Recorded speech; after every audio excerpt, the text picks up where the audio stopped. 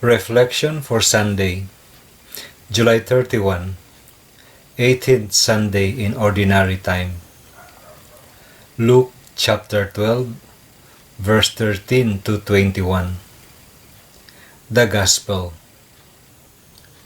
Someone in the crowd said to Jesus, "Teacher, tell my brother to share the inheritance with me." He replied to him, "Friend, who appointed me as your judge and arbitrator?" Then he said to the crowd, "Take care to guard against all greed, for though one may be rich, one's life does not consist of possessions." Then he told them a parable. There was a rich man whose land produced a bountiful harvest. He asked himself, "What shall I do, for I do not have space to store my harvest?" And he said, "This is what I shall do. I shall tear down my barns and build larger ones. There I shall store all my grain and other goods, and I shall say to myself, 'Now as for you, you have so many good things stored up for many years. Rest, eat, drink, be merry.' But God said to him, 'You fool, this night your life will be demanded of you, and the things you have prepared, to whom will they belong?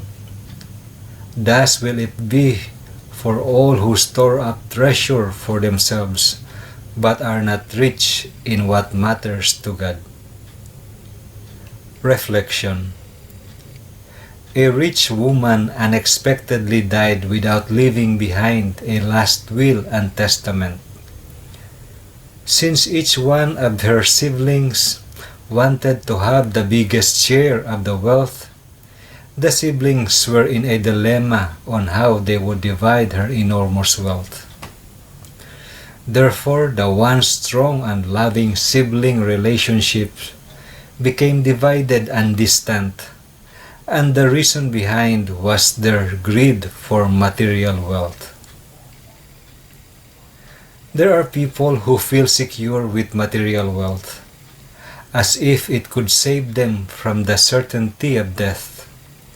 There are people who think that because they have material wealth, they can now buy even on the honor of their fellow men. These are all false notions, for the reason that material wealth is temporary, and it is not the be-all and end-all of life. Material wealth by itself is not bad, because this can sustain our life in this world. This can also be our instrument in spreading the love and mercy of God. For example, we help somebody in need using our material wealth, which is surely not bad. Material wealth becomes evil when we allow it to possess and dictate upon us. In the Gospel, Jesus tells us that life is not about material possession. If life is not about material possession, what is life all about? Life is about God. If we have all the material wealth in this world, yet we don't have God in our life is still empty and barren. This is for the simple reason that material wealth can be swiftly taken from us anytime, and it surely cannot bring us to heaven when our time of departure in this world comes. On the other hand, if we choose to have God, God will be with us until heaven. How are you managing your material wealth?